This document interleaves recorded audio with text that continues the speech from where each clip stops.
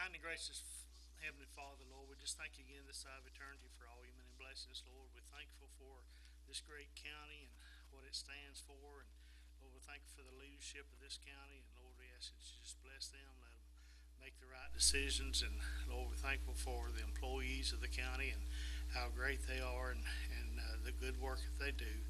Lord, we just pray for our country, Lord. We just celebrated a birthday for our country, Lord, and just continue to instill our country as the greatest country in the world. And Lord, we just ask that you bless this meeting tonight. Just give us wisdom to discernment to make the right decisions, Lord. And Lord, we just ask that you be with those who are lost, Lord. Just be with them. Just be with those who are sick. Touch and heal their bodies according to thy will, Lord. And again, we're just thankful for each one who's made their way out. May each one receive a special blessing and just continue to give us all a safe journey home. Forgive us of our sins. In Jesus' name we pray. Amen. Amen. If you will stand and join us for the Pledge of Allegiance. I pledge allegiance to the flag of the United States of America and to the republic for which it stands, one nation, under God, indivisible, with liberty and justice for all.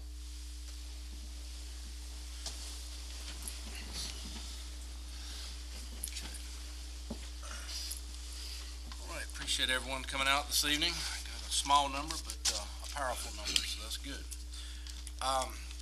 This time I'll entertain a motion to adopt the agenda. So moved. Motion, to have a second? Second. Second by Mr. Jones. All in favor, raise your hand. Okay, that is approved. All right, next we have the public comment period. I understand we have no one signed up. Mr. Vogler, is that correct? That is correct, Mr. Chairman. Members of the board, no one has signed up. Okay. All right. Next we move to a presentation on the animal shelter, and I'll call on Ms. McAllister. First of all, let me say thank you to John and to the board for allowing me to share with you our report card for the past 12 months of our partnership with Davie County Animal Services. As you remember, the county now has a new animal shelter. It was the lowest cost option for the county and the taxpayers. It met the state mandate. More capacity is in this building, which means better chances for more live outcomes with appropriate budget support. It did pass state inspection with high marks, and that in and of itself is a very nice outcome. And a very good working relationship has developed between Animal Services and the Humane Society. The Humane Society does continue to work toward our mission on 3 fronts, the first of which is spay-neuter. In 2017, the Humane Society increased the number of spay-neuter clinics it runs every month from 1 to 2. In early 2018, we had to purchase a new transport van because our 2002 van literally gave up the ghost. Thanks to the efforts of a couple of supporters, we were able to replace that van and not lose any clinic runs. So we were very pleased with that. In June of this year, we actually increased the number of spay-neuter clinics from 2 to 3 per month. So you can see we continue to push hard on that front. For the past 12 months, we sent 200, I have to put my glasses on, I can't read this number, 206 dogs and 322 cats on spay-neuter clinic transport. That is on par with calendar year 2017, and that is 67% above 2016. We've still barely scratched the surface with respect to addressing the feral cat colony problem. That's a tough one that needs independent fundraising to really attack that, but we have been able to send 50 to 60 cats over the past 12 months. And the trap, neuter, and release model is really the only solution to that problem, so that will continue to be what we focus on. On the second front, as you know, we manage marketing and adoptions for Animal Services. The adoptions in the past 12 months have totaled 628. I want you to know that that's 3 times the number of adoptions that we used to do as a standalone organization, and that's 5 times the number of annual adoptions that Animal Services did on their own. We have formed a partnership with New Leash on Life in Forsyth County. It's very small in terms of the number of dogs that go through the program, but it does give us very good visibility in Forsyth County because that program is well regarded. We have also launched out-of-state transports with 2 destination partners, and so far over the past 12 months we've transported 28 dogs and 110 cats. And quite frankly, that is a real blessing for cats. Cats are really hard to get the euthanasia numbers down, so out-of-state transport represents a very viable program to benefit cats. As you know, the goal of both organizations is to continue reducing animal intake and euthanasia at the county shelter. So just to give you some perspective on that, 10 years ago, intake in 2008 was just over 1,900 animals. In 2017, intake was 884, 54% reduction. The euthanasia rate in 2008 for animals taken into the shelter was 82%. The euthanasia rate in May of this year was 18% overall, 14% for dogs. That is unprecedented for Davie County. But please hear me when I say that number is ephemeral. That number will change from day to day, depending on the volume of intake, depending on the pace of adoptions, and most importantly, bottom line, depending on the financial ability of both organizations to do what they need to do. Clearly, both parties are committed to continuing that trend. And I hope also clearly the outcomes of this past year demonstrate both the viability and the potential effectiveness of the partnership that we have formed with Animal Services. So what are the transitions and challenges that we're focused on? First of all, we do need to continue to build community awareness about a number of things. There is still a misperception out there that the Humane Society merged with Animal Services, and clearly that's not the message that we want out there. Related to that, there is a misperception that the Humane Society is a county department. Clearly, that's not accurate. There was some concern initially that the partnership would lead to higher euthanasia rates only because everyone identifies Animal Services with having to put animals down. More and more people are understanding that we've made tremendous strides on that front, and that's less of a concern. But the bottom line message that we, the Humane Society, need to continue to focus on is we remain an independent 501c3. We remain dependent upon donations and grants from the community, financial support from the community, in order for this partnership to continue to be effective. We definitely over this past year, we've had to make the transition from what's known as limited intake to open intake. Previously, when we were operating on our own, we could pick and choose the animals that we brought into our custody. But now that we're managing adoptions for Animal Services, we are literally trying to manage 3 to 4 times the number of animals that we did as a standalone organization. That means that associated expenses are 3 to 4 times as much. You have to spay and neuter that many more animals. You have to vaccinate and provide ongoing medical care for that many more animals. And obviously, extreme medical cases are also much higher.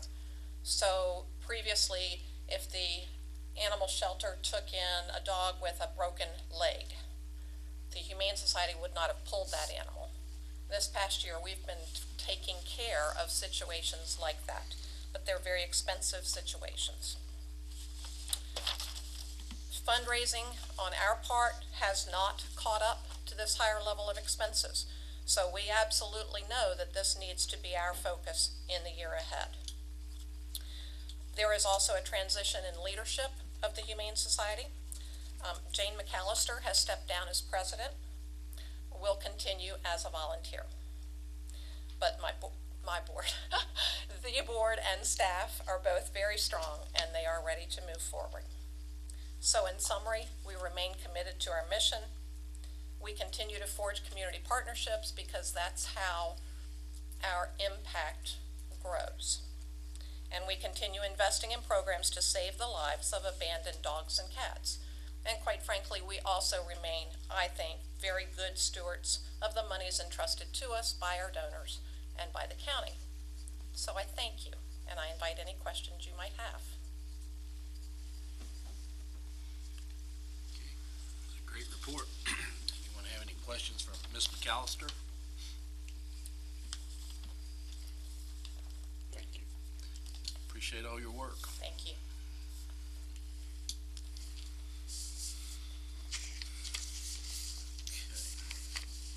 Next, we have a proclamation on recreation and parks, and I assume Mr.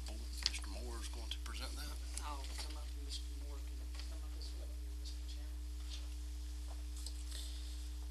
You have a proclamation before you tonight for designating July as Parks and Recreation Month.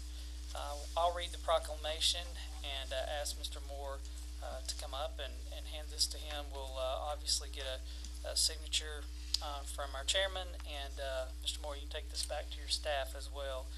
Whereas recreation and parks programs are an integral part of communities throughout this country, including Davie County. And whereas our recreation and parks are vitally important to establishing and maintaining the quality of life in our communities, ensuring the health of all citizens, and contributing to the economic and environmental well-being of a community and region.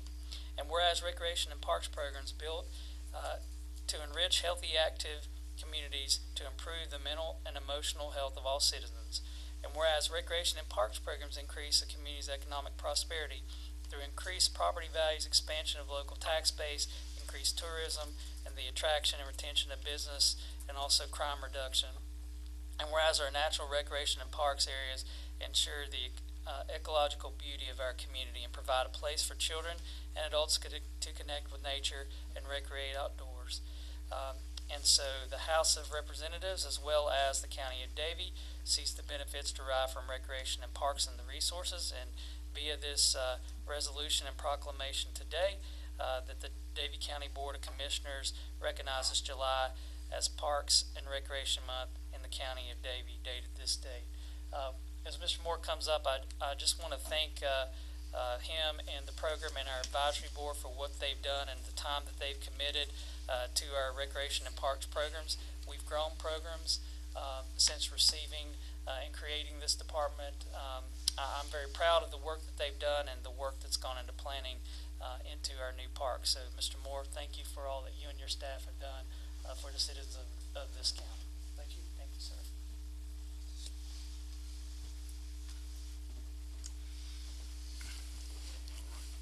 Thank you, Mr. Moore. All right, next we move to a public hearing on Ray Wilson Solar and Mr. Meadwell.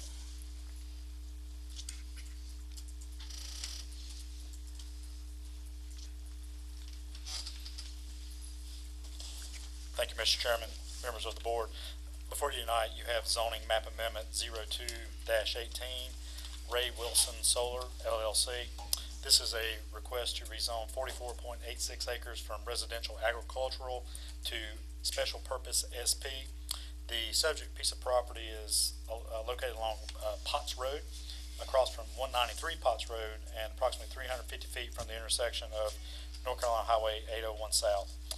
Included in your package, there are some maps showing you the designation of the subject property to be an RA. However, if you look to the south of the property, there, almost at Canassa Road, you do have some property that is zoned highway business. The subject piece of property is currently totally wooded. But it also has in your other aerial photograph that you have there are some streams located on the subject tract as well. The Davie County Land Development Plan designates this area as a residential area. However, if you look to those areas to the west and to the south, you see that those areas are designated as commercial mixed use and as commercial. The Davie County Growth Enhancement Map identifies this area as a secondary growth area. This area was originally zoned in 1973 as residential agricultural. The proposed use is special purpose. This district is established to accommodate those uses that have a greater than average impact on those surrounding uses by possibly creating noise, traffic, things of that nature.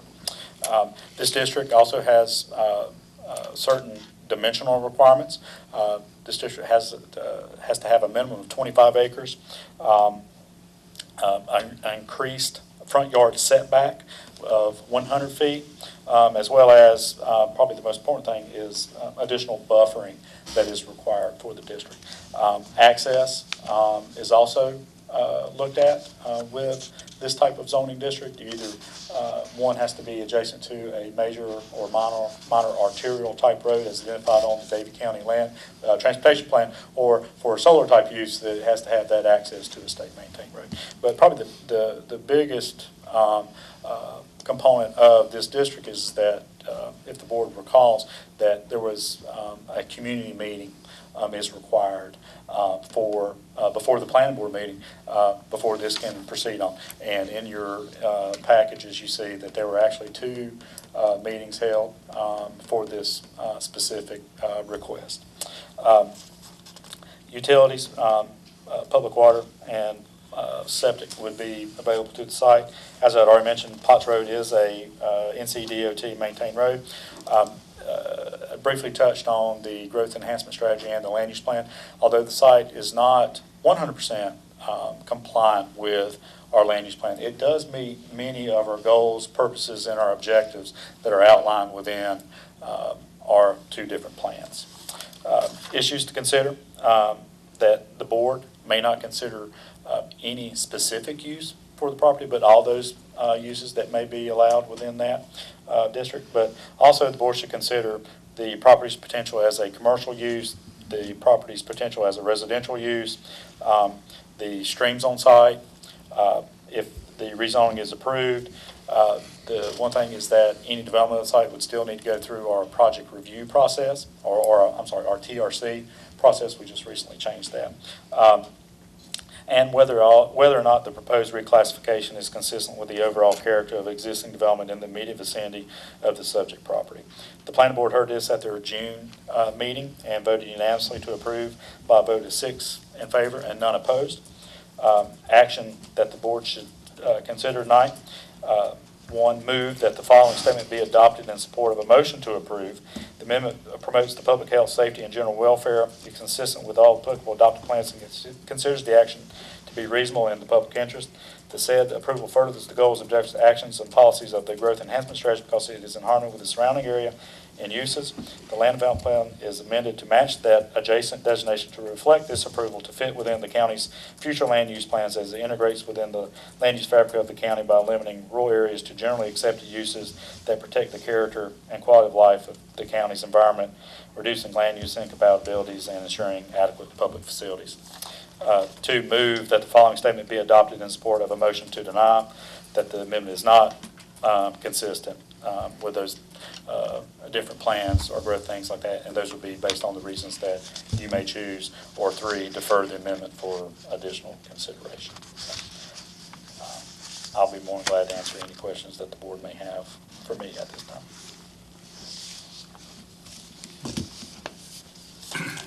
Anybody have any questions for Mr. Meadwell?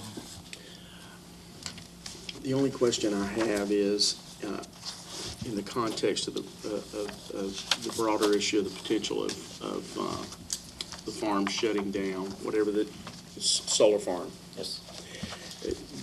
Do we have an exit policy in place, a bond, so on and so forth? If you look at what is required, this is just the first piece of this, the zoning. If you recall, the board, we worked very hard on making sure that we had those protections in place. So there is a reclamation plan that's required, and there is the financial guarantee that has to be put in place to cover those costs for them. So those were 2 big main key issues that we had to have in place before to move forward with that. Yes, sir. So this hearing has been duly advertised. Subject property owners were sent notifications. Advertisement was made into the Davie Enterprise and the subject piece of property has been posted, so. And that's it. Andrew. Yes, sir.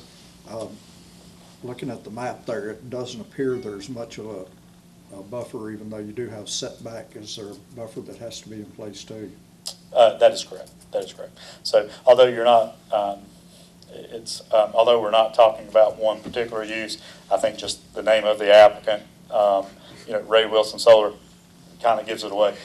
Regardless of when we go through that TRC process, we will ensure that all those setbacks would be met.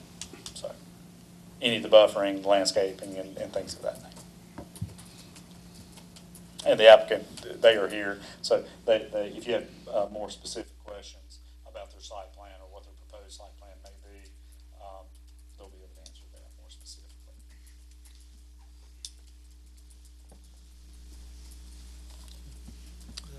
My understanding, this property's not been purchased yet. It's dependent on passage of zoning. It is my understanding that and I think this is a little unique. Most solar type facilities typically do not purchase the property. It's like a long-term lease, so the protections there, they are vested into this. They are a property owner in the county, so which is a little bit unique in terms of that they're not leasing the property for long term. They will be property owners in Davie County. And the applicant, they can explain that a little bit more. I mean, they got on here ownership, so I figured this. Yes, sir. Yes, sir. Okay. Yes, sir.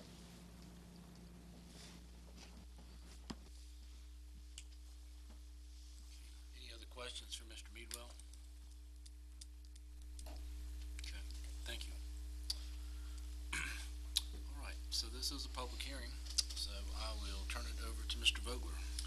Chairman has announced this is the day and hour of the public hearing on the proposed amendment pursuant to Article 20B of Chapter 153A of the North Carolina General Statutes pursuant to Section 153-251 of the Davie County Code of Ordinance to amend the county's zoning map for tax map parcel F8-123 consisting of 44.886 acres more or less from residential agriculture to special purposes. Been due notification of the public hearing in the newspaper. General circulation is Davie County is required by law. The clerk to the board has attached the affidavit showing the publication, said paper, and dated at least 10 days prior to today's date. I would ask that anyone who wishes to comment at this public hearing to come forward to the podium, state your full name for the board so that we got it for the minutes, and then comment on the proposal. Good evening. My name is Christine Valcourt, and I'm a developer with Greengo Energy. Quick introduction of our team. We have Fred Flagstead, our director, and also here tonight we have Chris Sandifer, our engineer, and Rich Kirkland, North Carolina certified property appraiser.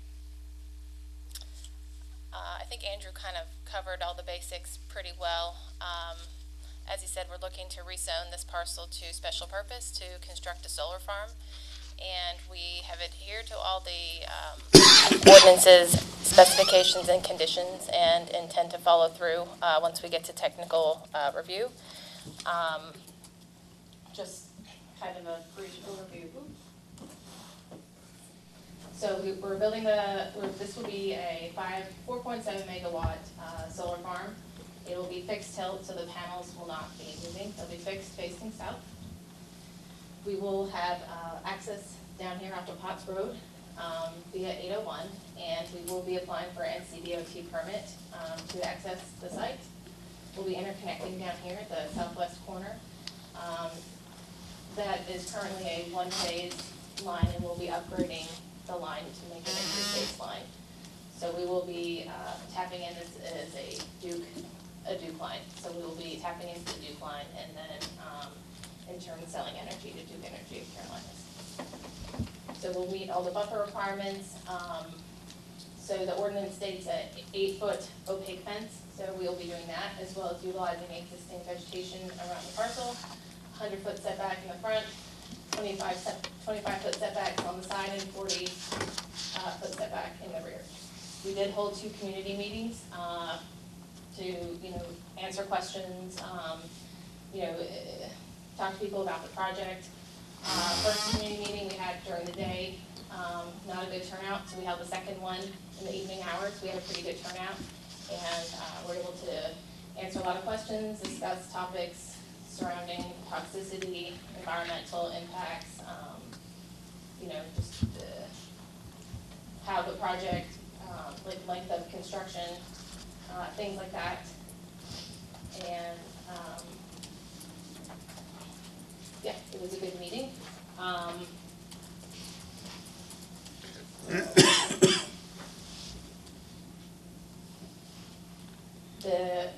The property will be harmonious with the surrounding area. It'll maintain the rural character. The solar farm will be quiet.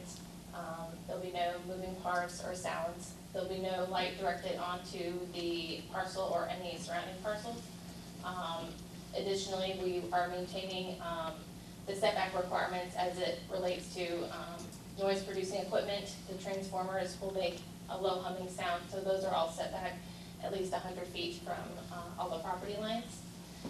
They'll be there, as you can see, there are internal roads for fire and EMS, and they have the ability to make 3-point turns in these areas here. So solar farm's a good neighbor. It's quiet, and you never know it's there.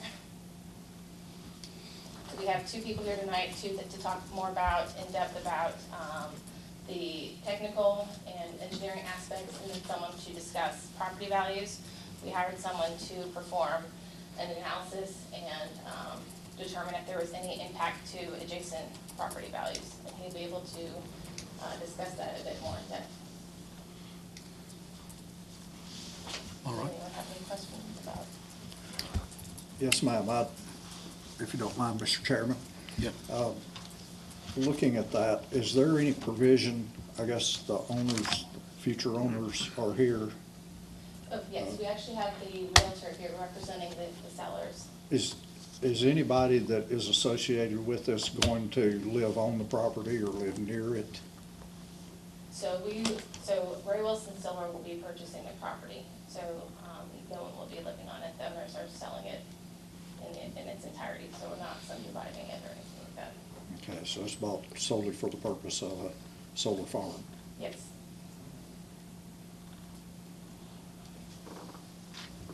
I have a question. This may not be the proper time to ask this question, but will this be completely protected with fences and things so children cannot get in there? Oh, yes, yeah.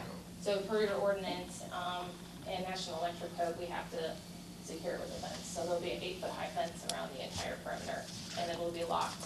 So the only people that will have access will be ourselves, maintenance, and then EMS and fire. Emergency vehicle. Yeah. What kind of buffer do you normally put around these? I know if you put trees around it, the sun don't shine on the Right, so you panels. have to be careful, right, because shading could be a factor. It depends on the county. This is pretty typical, like a 6 to 8 foot high opaque fence. That's pretty typical of what we've seen across the state. And then, like I said, there's a lot of, the site's heavily wooded right now, so we'll be utilizing the existing vegetation around it. So that'll minimize the visual impact. How many farms do you all operate? So right now, we have over 30 assets within the state that are currently in In development. North Carolina? That's right, and so 3 of which in Davie County, this is one of them, and then we'll actually be back pretty soon for 2 other sites. And how long have you all been in business? About 10 years. So our parent company is actually in Copenhagen and started with roof mount solar. You said this was 4.9 megawatts? 4.7 megawatts. Is that a pretty typical Yeah. optimum size for 3 to your 5 projects? Yeah, 3 to 5 megawatts is the typical size in North Carolina. So we'll be utilizing approximately 63% of the parcel, and that's important because the ordinance states that no more than 75% of the parcel be covered in panels. So we're willing to make that requirement. And then we did submit a decommissioning plan with our application, and I believe during technical review, we'll have to submit a performance guarantee, so in the form of a surety bond or something else to that effect. Have you all decommissioned any prior?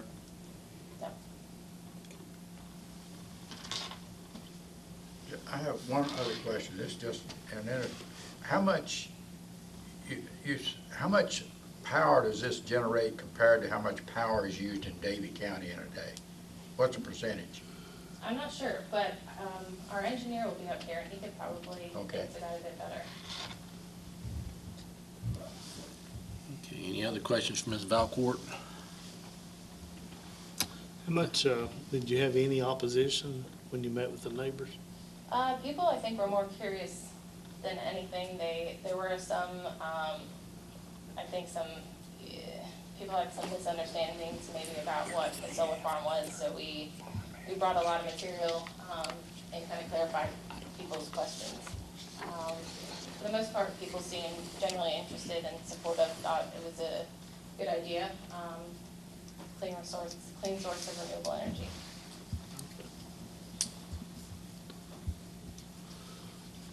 Okay. Any other questions?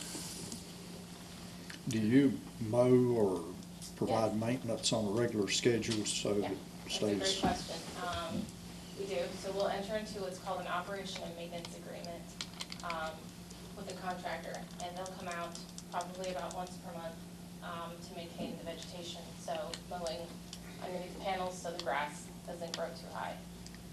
That just makes the panels less efficient if they're covered with grass, so they will be out once per month. And not usually come in a truck or something, so we're not talking about heavy traffic or large vehicles coming in after construction. Just, a pickup truck, and they'll maintain the vegetation on the site.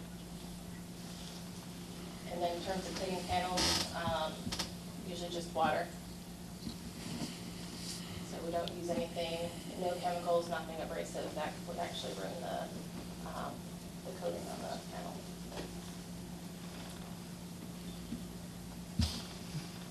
Okay, I do have one other question. Out of your 44 point whatever acres, is it, how much is the actual footprint of the panels?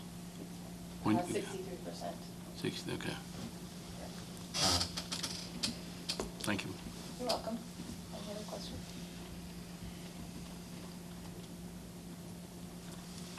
Anybody else? Okay, thank you. Thank you. Anyone else who wishes to speak in favor of or in opposition, come forward, please. Good evening, Board. My name is Chris Sandifer. I live at 3118 Green Road in Spring Hope, North Carolina, which is in Nash County. I'm a registered engineer and have land with solar farms on.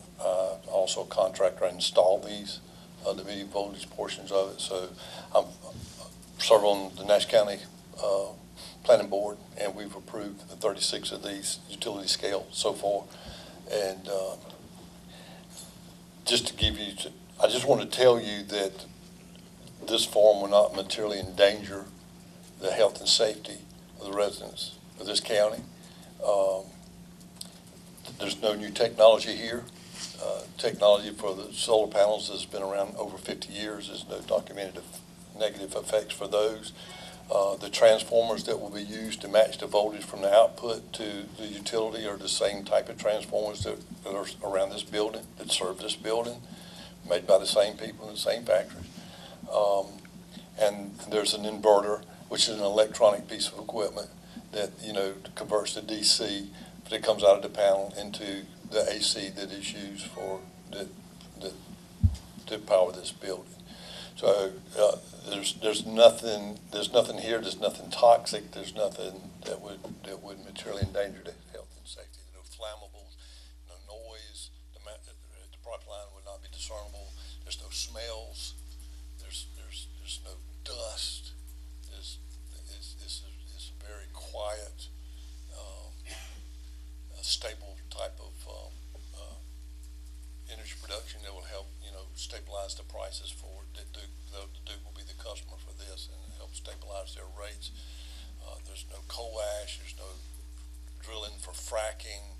There's no nuclear spent fuel rods. There's no nuclear devices on this. It's the most benign use for this land I can think of.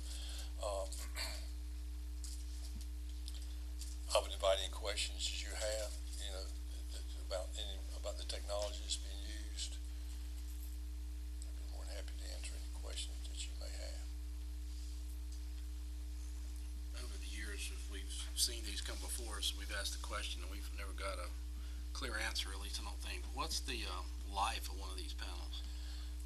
The manufacturer, and it varies, but this particular manufacturer warrants them for 25 years, and the output is going to be degraded to around 90% of the output. So when you heard her tell, Chrissy tell how many panels were used, they're expecting a certain amount of depreciation for the output, but in actual fact, after monitoring these things for the last 5 or 6 years, we're finding that those numbers are actually being exceeded. They're not actually depreciating as fast as they were. But I mean, the manufacturer is giving them a safety margin so that, you know, they don't want to have to come out here and replace panels. So they actually do more than what it's. But I would say 90% at the end of 25 years they would still be 90% effective at that length. Okay. But they may actually do a little better than that. At what point do you feel like you reach before they need to be replaced? Well, I don't know. That's an economic decision, and that has actually been happening in some places where the panel efficiencies are continually to get better. Some of the panel efficiencies were, 22%. Now you can get panels 35 to 40%.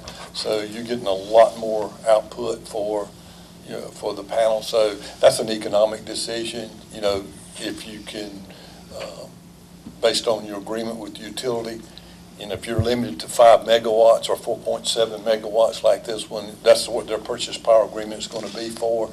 It really wouldn't be much advantageous for them to double their output because they can't sell it.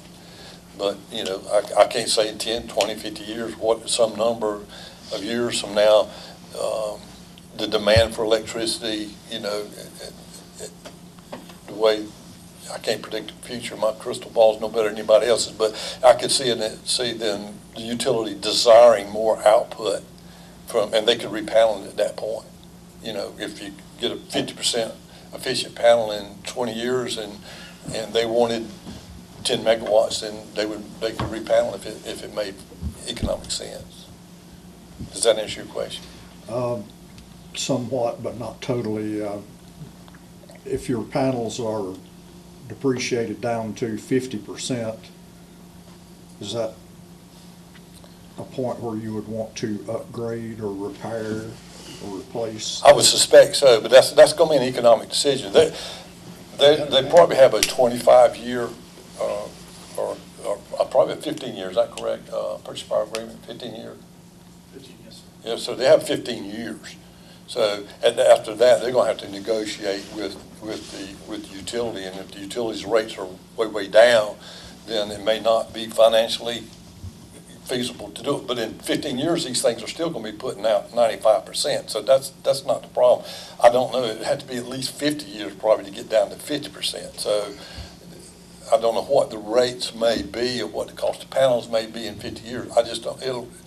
Whoever owns it will have to make that decision at that time. Is it worth? It may be better just to chug along at 50% output. I don't know that. I mean, but we're so far in the future. It would just be impossible for me to project that. Yeah, I thought 50 years ago this day would never get here, but it has. Right. So we need to plan for that. Well, there's nothing wrong. They use galvanized steel piles that they push in the ground, and that's the same thing that the utilities have been using for years for their steel poles, and the highway department uses. So the steel and the mechanical part of it should, be around for 100 years, say, but without having any degradation there. The inverters, the electronic equipment, the transformers, they normally have like a 40-year life. And so, I mean, I worked for a utility for 25 years, so I know that's typically what our life cycle for that kind of equipment would be 40 years. What we design for, the cables and stuff, typically have like a 40-year life. So at some point in time, the panels may actually outlast some of the other equipment, but as that equipment, fails, then it'll just be replaced, you know, with, same as the transformer outside this building. If it failed tonight, not like we went to dark, Duke will come over here and replace that transformer. And so that would be the same, it would be a very similar situation, but it's, There is an option somewhere along the way that the utility company, Duke Power, whoever, can up your permit for the amount that you produce. that's probably not gonna happen unless the utility facilities have been upgraded. A lot of times, that 4.7 number may be derived at because that's what Duke can handle with their, with the facilities or the upgraded facilities they would put in. There are a lot of issues for voltage fluctuation. Duke is ultimately responsible for their system. And any generator that comes online, they're responsible to you as customers in the customers in this county to provide a stable, reliable source. That's what they have, a franchise, a monopoly with the Utilities Commission. And so they got some pretty stringent requirement of voltage fluctuation, and power factor, and a lot of things that they have to maintain. So for this facility to mesh with their system, there are some limitations. So the 4.7 may be the limit, and that might be the reason, I don't know for this particular one, why that's the size, but 4.7 is what they agreed to, that was compatible. The utility and the solar farm would be compatible at 4.7 or smaller. And obviously, the developer wants to have the largest size they can have, but utility can only absorb so much energy at any particular point based on other generators that may be on that same circuit, on that same substation, or in this vicinity. So they are responsible for providing that reliable power for you, and so they are very much involved in how the size of these things. So, what, in 50 years, how much power is needed in Davie County? I don't know, and they may beg for them to double or triple it. I don't know, you know, but you know, industry leaves, it becomes a farming community. They may have more power here than they want, and they may be like, okay, we're satisfied, you know, not to increase. Is this system capable of producing more than the 4.7? It has a DC to AC ratio, so yes. But it's limited by the AC component because that's what Duke is contract or will contract for this. But could the transformers be changed out? Could the inverters be added? Yeah, there's more because they're expecting by adding more panels, they expand their generation time. So if you put just enough panels in to do 4.7 megawatts, that means you probably get from 11 o'clock to 2 o'clock, and that's the only time you can maximize your contract. But by putting in more panels, they can say start at 10 o'clock and maybe go to 5 o'clock and still maintain that same, they're going to be limited. They may have more capacity now at 1 o'clock in the afternoon on a pretty sunshiny day, but it's economically, the economic model makes sense for them to do it from 10 to 5 because they can sell 4.7 megawatts, just the size of this facility.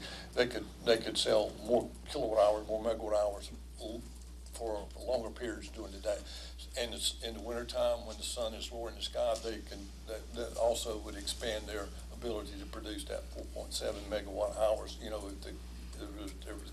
if the conditions in the atmosphere were not, you know, 100% conducive for that. So that's what they're shooting for, and that's the reason they have more DC than AC, is so they can accommodate those conditions when it's not ideal to generate with photovoltaic. So it is feasible that in the future, if they needed it, they could upgrade. And put more higher efficiency panels in, it puts more, yeah, I mean, it would be possible, but only if Duke allowed it. Right. Only if Duke wanted it. If Duke says no, then it's no. In kind of the context of that, it's a rezoning request, so we might be chasing a rabbit a little bit here, but the question, I have a broad question in that regards. Is Duke Power required under any federal guideline, state guideline, to use a certain amount of solar power in terms of generating power? Are there any mandates that there, Well, in terms of the long-term picture you're talking about, Richard? You could also have if there are those mandates, if those mandates go away, then would it be the most cost-effective way for Duke Power to generate energy? Are there mandates? There are two, and the PURPA Act, the Public Utilities Act, that Jimmy Carter signed in 1978, required all investor-owned utilities to purchase renewable energy. It still had to be within the guidelines of the Federal Energy Regulatory Commission. It still had to go through all the other guidelines. It just, okay, you just didn't automatically have to hook it up, but they were supposed to give them what they call a qualified facility. If you became a QF, then that meant you got a certain, because you met certain federal guidelines under the PURPA Act, then you would get some kind of treatment that the utility would be required to interconnect to that facility. Not to their detriment, but they were required to. The North Carolina, and that's not federal, but the North Carolina state legislature, they also have passed laws, and they have given the investor-owned utilities bogeys, and I call them, give them goals that they have to hit. So in 2018, they had to have a certain percent renewables. In 2020, they have to have a certain percent renewables. In the year 2025 and on out, those numbers are going up, that they're expecting investor-owned utilities to come up with ways to have renewable energy. And that could be hydro, it can be, burning methane at a landfill, it can be wind farms, it can be photovoltaic, it can be whatever qualified facilities they can. So yes, those numbers are going to continue to rise. I can tell you right now from personal experience, though, that they have enough in the queue. That's the queue of people who are lining up that's not the driver. That's at this point, because when I worked for the utility, we put a 1 megawatt, which is 25% of the size of this one, and we put one in Raleigh, and the utility was paying 17 cents a kilowatt hour. Well, at that time they were selling it for 7. So you could sell that. Well, this is going backwards, pretty quick. Now you jump forward 10 years, and now their negotiated price are avoiding cost, the very lowest price energy that they can avoid, and that's what they're getting paid. So it's much less than that. In fact, it's 4 to 5 cents a kilowatt hour, in that neighborhood. So it's what these guys will be getting paid, which is if you're a Duke customer, you're probably paying 10 cents a kilowatt hour. So you realize that it's helping moderate their costs. So it is efficient in terms of the cost per. Yeah, they're extremely effective and efficient for what. So they're paying much less than they're reselling it for. So, but they own all the lines and all the transformers, so they got engineering and staff. I mean, I'm not saying they're making ripping you off. Oh, no, I'm not saying. So that it has become more effective over the course of as the technology's gotten better. Economically efficient, effective. Yes, absolutely. Very good. Thank you. I have a question. This is probably not an engineer question. I mean, I know all this is new technology and everything, but Ray Wilson Solar is going to be building this project. Am I correct? Yes, sir. They will own it. Okay. And you said something that just tripped my trigger a little bit. You said further down the road, whoever owns it. Now, is Ray Wilson Solar in it for the long haul, or are they in it to build it and sell it off to somebody else? I would have to let the developer answer that. Well, that's what I'll say. I didn't figure that's an engineer question. I mean, it's like a car. I mean, I know Gringo, and I know that they have they want to own and maintain them. That is their goal. That's what they want to do with their solar farm. But you tell me what's going to happen in 50 years, I ain't got it. I wouldn't. Yeah. But I think the point there would be the decommissioning plan would follow the successor owner, if any. Absolutely, That's absolutely. correct. So we're covered. I mean, that's No, from yeah, an absolutely. exposure standpoint. And the salvage value of these things are so high that I've done these studies for different counties before. Actually, as a negative value, the salvage value is so high, your actual reclamation value is a minus number. So, what you take out is worth more than what it takes to, remove it. And so, I have just one quick question, and I think hopefully we can wrap this up. But if I understand right, what's happened when you are generating this energy here, the coal burning and a lot of these plants do not have to process as much or do not have to run as much. Is that right? 100% correct, exactly. So what we're doing with this is eliminating a lot of pollution and a lot of other problems. Absolutely. That's the whole point of it. That's the reason the state put their mandates in there so there would not be. I keep telling, I've told this and I still believe it, and you could say, well, I'm not qualified to make this statement, but I bet everything I know is there will never be another nuclear plant built in this country. There'll never be another coal plant built in this country. These will take the place. These devices will remove those. That's a big statement, but I hear you. All right. Any other questions for Mr. Sandifer or Ms. Valcourt? I want to clarify about, I think someone, and we have a panel up here as well, if any of you all are interested in what a panel, this is the first solar panel, thin film panel. Someone had asked about us putting more panels on the property. As you can see, we are very tight on space as it is, so adding panels to this infrastructure just would not be feasible down the road. Possibly changing them out, but we simply don't have the room to add more. Plus, the ordinance states that no more than 75% of the parcel can be covered in panels.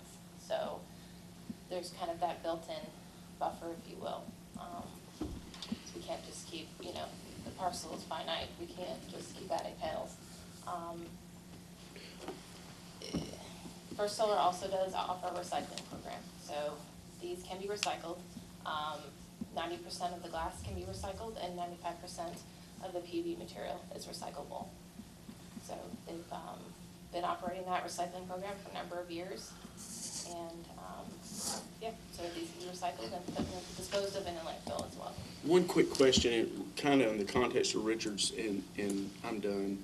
Did you say you were looking at 2 other sites in Davie County? Yes. Will any of your management team live in Davie County?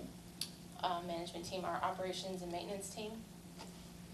You mentioned your team. So will Yes. your team live in Davie County, any part of your team? So our operations and maintenance contractor likely will pull from the local area to maintain the sites.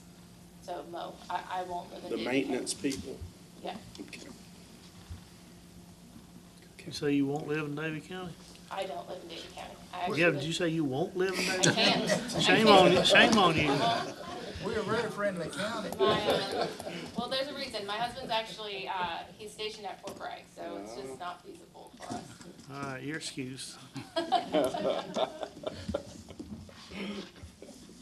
you. You're welcome.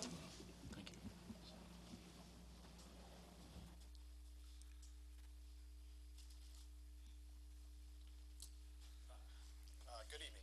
My name's Rich Kirkland. I'm with Kirkland Appraisals out of Raleigh, North Carolina. I'll try to be brief. It sounds like the property value question hasn't come up too much, but I've been looking at the question whether or not solar farms have impact on adjoining property values. I've been looking at that question for really the last 8 years. In that time, I've looked at over 400 solar farm projects. Over 300 of those are in North Carolina, and the rest would be in about a dozen other states that I've been working in. I believe that in the package they've included my impact analysis, where I've included 8 different solar farm projects in North Carolina where I've pulled match pairs. They show no impact on adjoining property values. I've also been looking at where solar farms are located. In the state of North Carolina, it's very consistent, whether I'm looking in the mountains, the Piedmont and coastal plains, and also pretty much nationally, it's about the same. Primary locations are very similar to this, where you have a mix of agricultural and residential uses. Over over 95% of the adjoining uses to solar farms that I've looked at are either agricultural or residential. Very little of it goes into any kind of other commercial, office, or industrial. So this is a very consistent and location for solar farms across the state. It's a harmonious location, in my professional opinion, and it's also, in my professional opinion, it'll have no impact on adjoining property values. I'd be happy to go into much greater detail or answer any questions.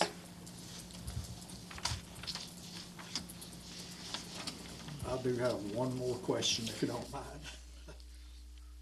Is there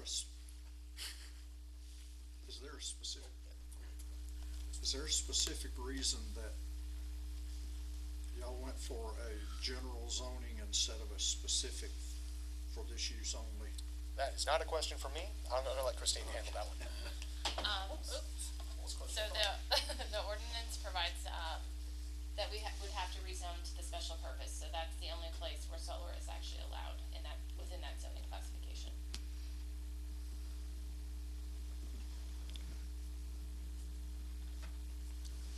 Thank you. You're welcome. Thank you.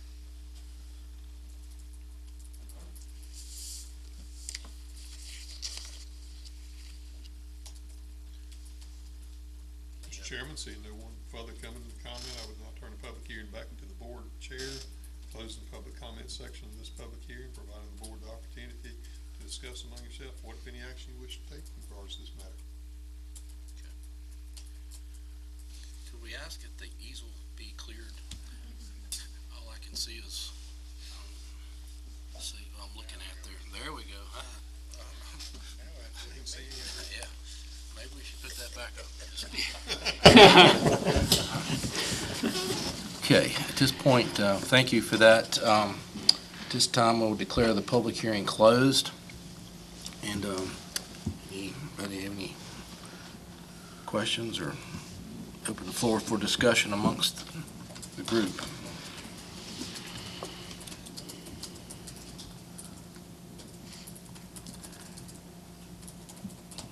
Or I will entertain a motion to approve or deny or curtail. I make a motion we approve. Motion to approve the rezoning as presented. Do I have a second?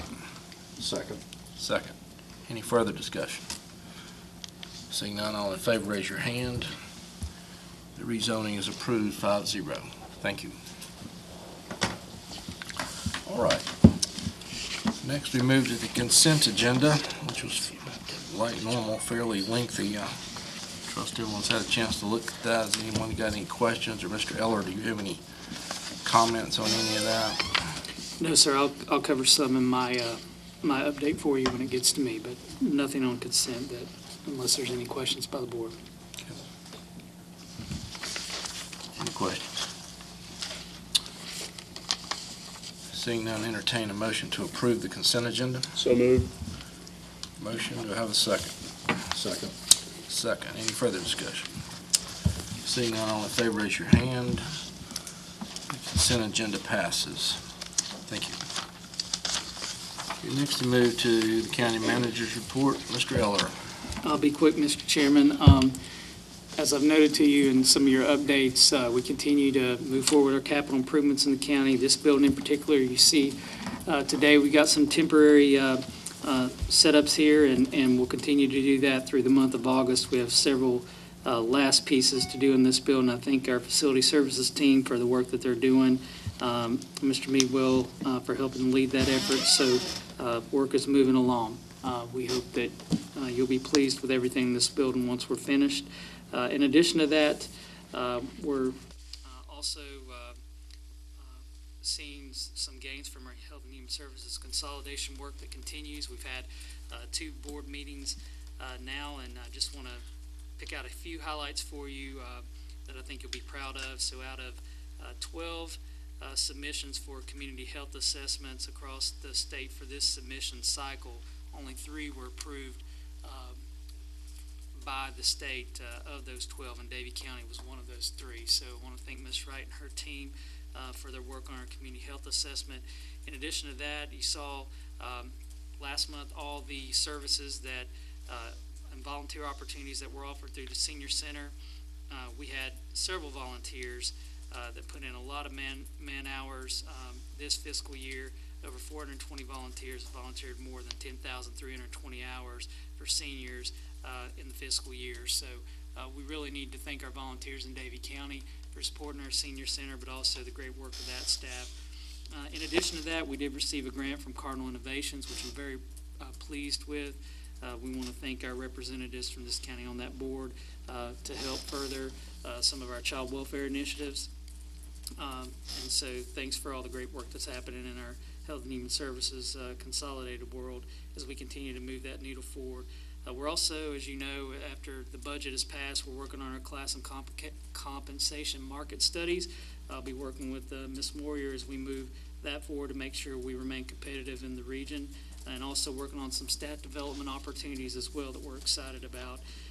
And lastly, as you saw in consent, I want to thank our Representatives Julia Howard and Senator Dan Barrett for helping us in the General Assembly this past session with some of our capital needs, as well as one being our simulated hospital that we work diligently on to really help with our workforce development efforts in the world of healthcare, so we can get phase one of that project started. So if you see Representative Howard or Senator Barrett, thank both of them for their service to us in Raleigh and representing us well here in Davie County. So with that, Mr. Chairman, I'll turn it back to you. Thank you. Thank you. Any questions for Mr. Eller?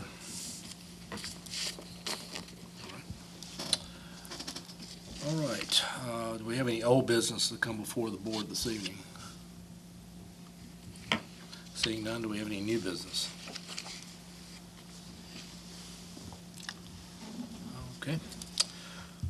All right, at this time, I will entertain a motion to go into closed session pursuant to North Carolina General Statute 143-318-11A3 to consult with an attorney employed or retained by the public body in order to preserve the attorney-client privilege between the attorney and the public body. Someone like to make that motion? So moved. Second. Motion and a second. All in favor? We are in closed session. We will be back as soon as we're finished. Thank you for being here. We're back and open. Alert the meeting. All right. Does anybody want commissioner comments? We'll just disperse with those and entertain a motion to adjourn. So moved. Second. All in favor? We are adjourned. Thank you.